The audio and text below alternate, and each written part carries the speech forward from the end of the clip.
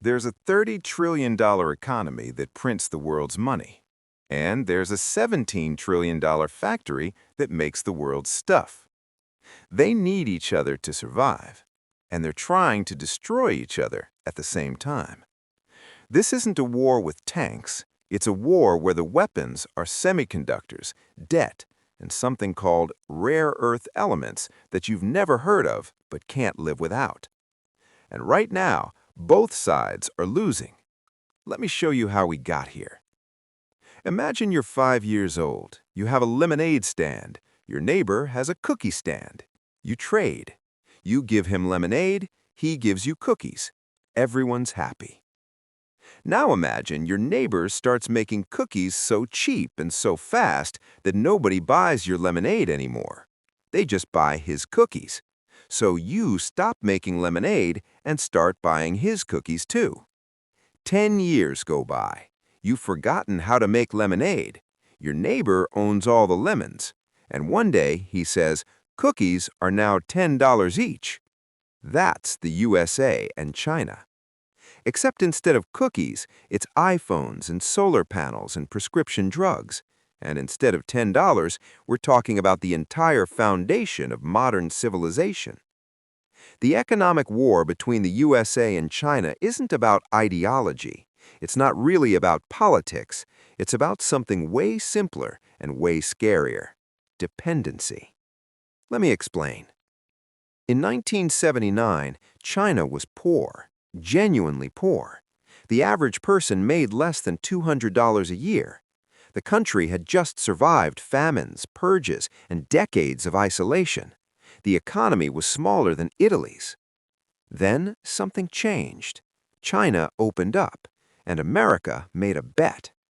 The bet was this: if we let China into the global economy, if we move our factories there, if we teach them capitalism, they'll eventually become like us, democratic, friendly, a partner. It was called engagement, and for 20 years it looked like it was working. American companies got cheap labor. Chinese workers got jobs. Walmart got $4 t-shirts. Everyone won. But here's what actually happened. China didn't become more like America. America became more dependent on China. By 2025, China makes 28% of all manufactured goods on Earth. The USA makes 16%. China controls 60% of rare earth element production. That's the stuff inside your phone, your car battery, your military drones. The USA controls 0%. China graduates 5 million STEM students a year. The USA graduates 500,000. And here's the kicker. The USA owes China about $750 billion in treasury bonds. That's money we borrowed from them to buy the stuff they make. So let me say it clearly. America outsourced its economy to China, and then realized China wasn't just making sneakers, it was building the future. Now let's talk about how China actually did this, because it's not just about cheap labor. China plays a different game. In America, companies are private. They answer to shareholders. They maximize profit. In China, companies answer to the Communist Party. They maximize power. Take Huawei. It's a telecom company that makes 5G equipment. Officially, it's private.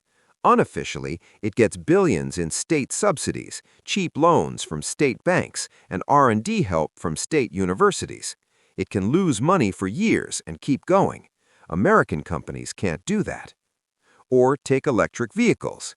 In 2025, the best-selling EV brand in the world is BYD. It's Chinese. A BYD sedan costs $14,000. A Tesla costs $45,000. Why? Subsidies. The Chinese government has poured over $230 billion in EV production since 2009. The strategy is simple. Lose money at first, dominate the market, then control the supply chain. And once you control the supply chain, you control the price, you control the future. America calls this unfair trade. China calls it industrial policy. And the scary part, it's working. So what did America do?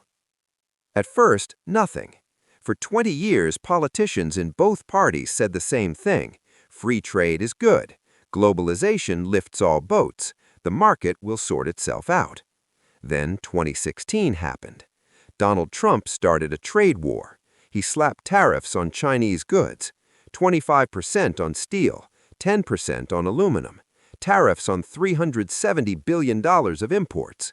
The goal was simple: make Chinese goods more expensive, bring factories back to America, and win. But here's the uncomfortable truth. It didn't work, not really. American companies didn't move factories back home. They moved them to Vietnam, to Mexico, to Bangladesh, anywhere but America. Because even with tariffs, it was still cheaper to make things abroad. And Americans didn't stop buying Chinese goods, they just paid more for them. The tariffs cost the average American household about $1,200 a year. China didn't collapse, it just sold more stuff to Europe, Africa, and Southeast Asia instead. Joe Biden kept the tariffs, then added more, then signed the CHIPS Act, a $280 billion plan to rebuild America's semiconductor industry, then banned the export of advanced chips to China. And that's when things got serious. Semiconductors are the center of this war. They're tiny, they're invisible to most people, and they run everything: your phone, your car, the power grid, missile systems, AI. Right now, the world's most advanced chips are made by one company, TSMC in Taiwan, and Taiwan is 100 miles from mainland China. China wants Taiwan, not just for political reasons, for chips. If China takes Taiwan, it controls the global chip supply. Every iPhone, every data center, every weapons system depends on those chips. The entire digital economy goes through that one island. The USA knows this. That's why it's spending billions to build chip factories in Arizona and Ohio.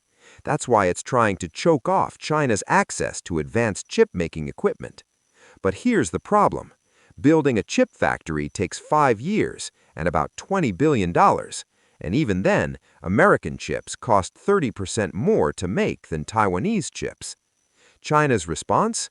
It's pouring $150 billion into its own chip industry, and it's stockpiling older chips while it figures out the new ones. It's not working yet, but China's patient. And in 10 years, if it cracks advanced chip production, the entire balance of power shifts. Let's zoom out for a second, because this isn't just about economics anymore. In 2025, the USA has 750 military bases in 80 countries. China has 4.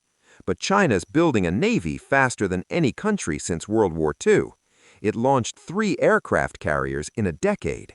It's dredging islands in the South China Sea and turning them into military bases. Why? Because economics and security are the same thing now. China needs oil from the Middle East. That oil comes through the Strait of Malacca. The U.S. Navy controls that strait. So China's building ports in Pakistan, Sri Lanka, and Africa. It's called the Belt and Road Initiative. It's a $1 trillion project to build roads, railways, and ports across 60 countries. On paper, it's about trade. In reality, it's about leverage. If you owe China money, you listen to China. Djibouti, a tiny country in Africa, took Chinese loans to build a port, couldn't pay it back. Now China has a military base there. Sri Lanka took a loan for a port, couldn't pay. Now China leases that port for 99 years. America calls it debt trap diplomacy. China calls it investment. And here's the twist. America's doing the same thing, just differently. The USA offers military protection. China offers infrastructure. Both want the same thing: influence. So who's winning? Depends on the scoreboard. If you count GDP, America's winning, $28 trillion versus $17 trillion. If you count manufacturing, China's winning. It makes twice as much stuff. If you count technology, it's complicated. America leads in software, AI research, and chip design. China leads in 5G, solar panels, batteries, and drones. If you count debt, Everyone's losing. The USA has $36 trillion in national debt. China's local governments have $13 trillion in hidden debt. If you count currency, America's winning. The dollar is still the global reserve currency. 88% of international transactions use dollars. Only 3% use yuan. But China is trying to change that. It's signing trade deals in yuan. It's building an alternative to SWIFT, the global payment system. If the dollar loses dominance, America loses its greatest weapon, the ability to print money and export inflation. That's the quiet war nobody talks about. Here's what makes this whole thing strange. America and China aren't like the USA and the Soviet Union. The Soviets were isolated. They had their own economy. We had ours.